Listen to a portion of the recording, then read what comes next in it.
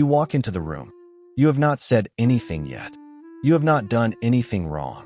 You have not made a mistake or caused a problem. But you can already feel it. That shift in energy, that slight tension in the air, that familiar tightening in your chest that arrives before anyone even opens their mouth. Because you know what is coming. A comment, a correction, a small remark disguised as help, but laced with something sharper underneath. Something that finds the one thing you did not do perfectly and holds it up for everyone to see. It could be the way you said something, the way you handled a situation, the way you made a decision that was yours to make, the way you dressed, the way you showed up, the way you exist in a space that somehow always feels like it is being measured. And the strangest part is, you did nothing to invite it. You were just being yourself, just moving through life, just trying to do your best with what you have. But for some people, that is enough. Enough to pick apart, enough to question, enough to find fault with. As if your very presence has given them permission to examine you under a lens you never asked to be placed beneath. You have felt this before. Maybe not once, maybe not twice, but over and over again. In different rooms, with different people, in different stages of your life. The faces change, the situations change, but the pattern stays the same. Someone always has something to say about what you could be doing better. And after a while, you started to wonder, is it me? Am I doing something wrong that I cannot see? Am I somehow broken in a way that invites this constant correction? Is there something about me that makes people feel the need to point out my flaws, even when I did not ask for their opinion, even when I was not looking for feedback, even when I was just trying to exist in peace? You smile through it. You nod. You take the feedback like you were supposed to. You stay calm. You do not make a scene. You say thank you. You act like it does not bother you. But inside, something is shrinking. Something is quietly learning that no matter what you do, no matter how hard you try, no matter how much you improve or change or adjust yourself, someone will always find a reason to tell you it was not enough.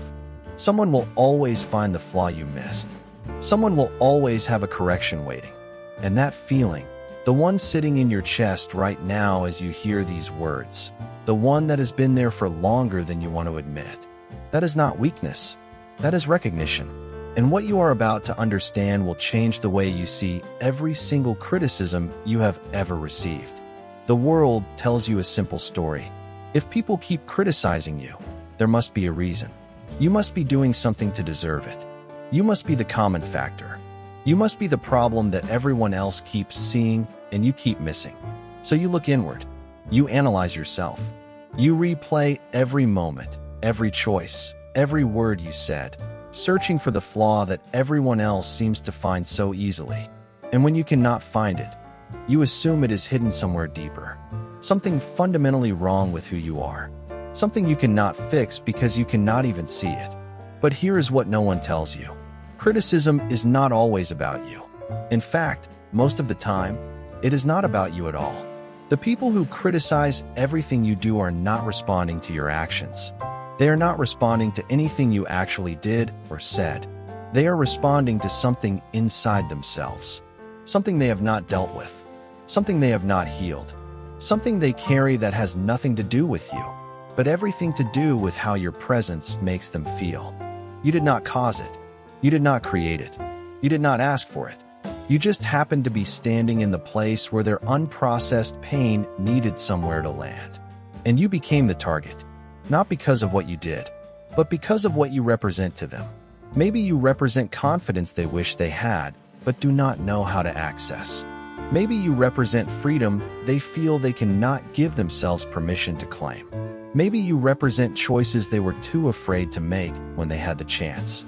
Maybe you represent a version of life they told themselves was not possible for people like them.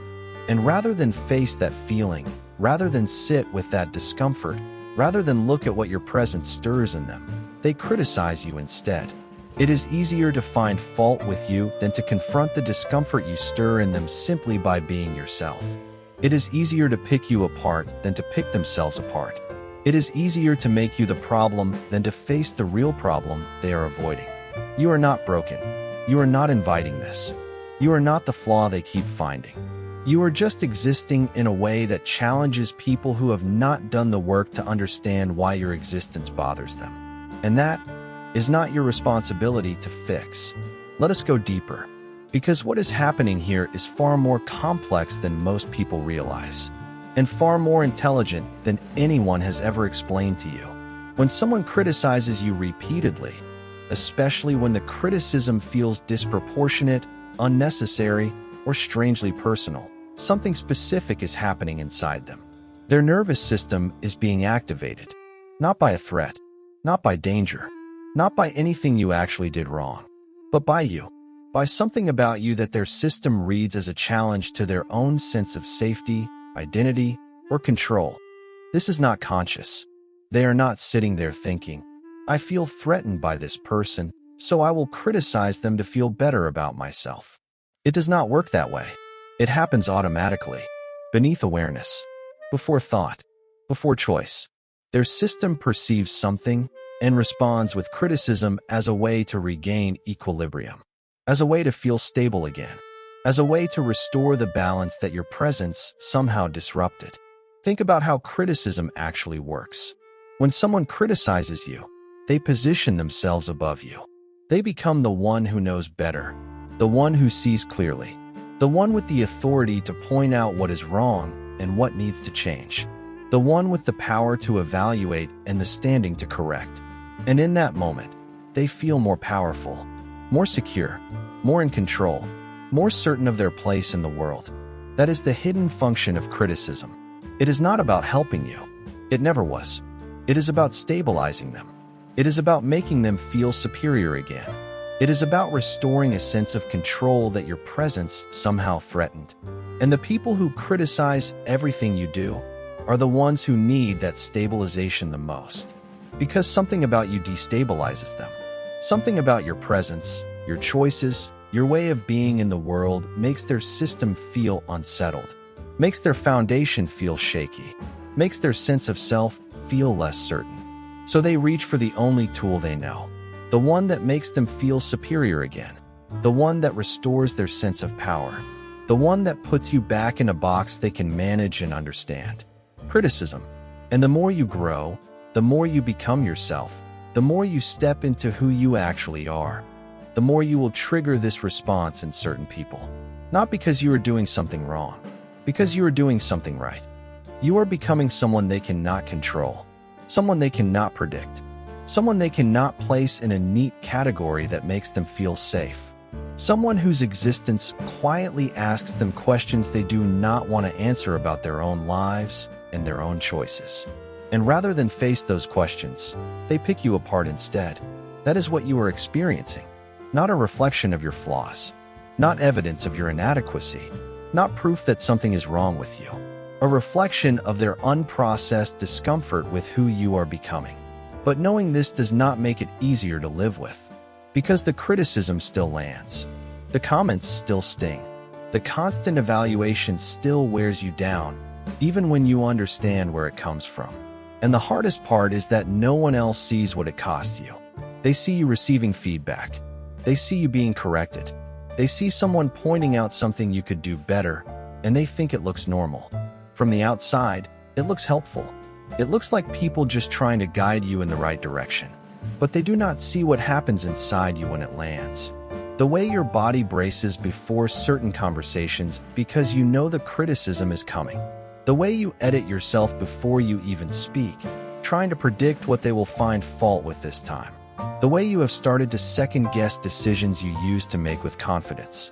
They do not see the exhaustion of being constantly measured, the tiredness that comes from never being able to just exist without being evaluated, the loneliness of feeling like you can never just be without being judged, the quiet grief of realizing that some people will never see you clearly, because they are too busy looking for what is wrong. And over time, you start to shrink. You stop sharing ideas because they will just be picked apart.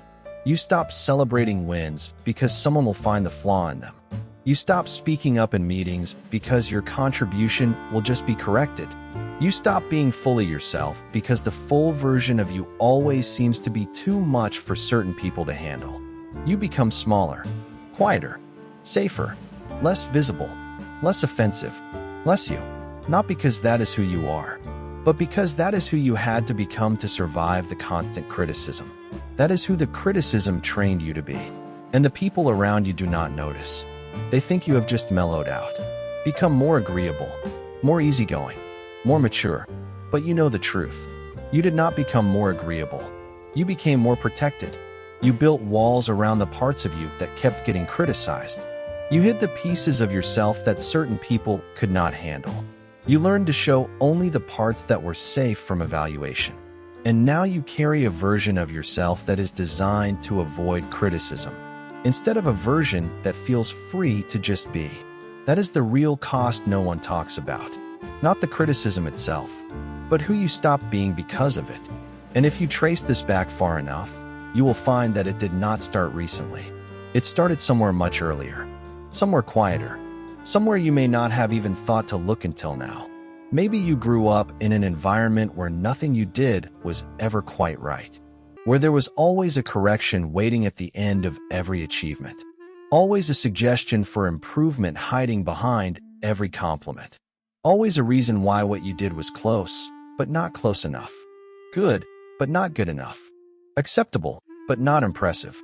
Maybe you had a parent who expressed love through criticism, who believed that pointing out your flaws was the best way to help you, who thought that constant feedback was the same as constant care, who could not give praise without attaching a condition, who could not celebrate you without reminding you of what you still needed to fix. Maybe you had a sibling who competed with you by tearing you down, who made themselves feel bigger by making you feel smaller, who learned early that criticism was a weapon that could be used to shift the balance of power in the family, who knew exactly where to aim to make you doubt yourself. Maybe you had teachers, coaches, or mentors who only noticed what was wrong, who trained you to look for your own flaws before anyone else could find them, who taught you that self-criticism was the path to self-improvement, who made you believe that being hard on yourself was the same as being good to yourself. And slowly, without realizing it, you learned something. You learned that criticism was normal, that being constantly evaluated was just part of life, that there would always be someone watching, waiting to point out what you missed, that being good was never enough, that you always had to be better. So you adapted. You started criticizing yourself before anyone else could. You became your own harshest judge.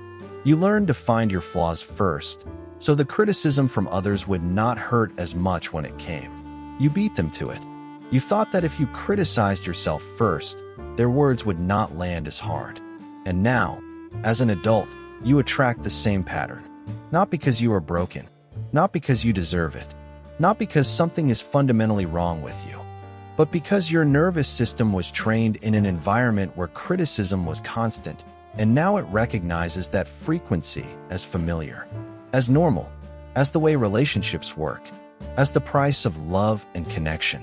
You do not attract criticism because something is wrong with you. You attract it because something in your system learned to expect it, to tolerate it, to survive it, to accept it as the cost of being close to people. And the people who criticize everything, they can sense that. They can feel that you will not push back, that you will absorb it, that you have been trained to take it without leaving. And so they give you more, not because you deserve it, because they can. So let us be very clear about what this actually says about you. You are not someone who is fundamentally flawed. You are not someone who invites criticism because of some hidden defect you cannot see. You are not the problem that everyone keeps finding. You are someone who learned to survive in an environment where criticism was constant. And that survival required you to become hyper-aware of your own imperfections, to become your own first critic, to become someone who could take the hits and keep going, to become someone who could absorb evaluation without breaking.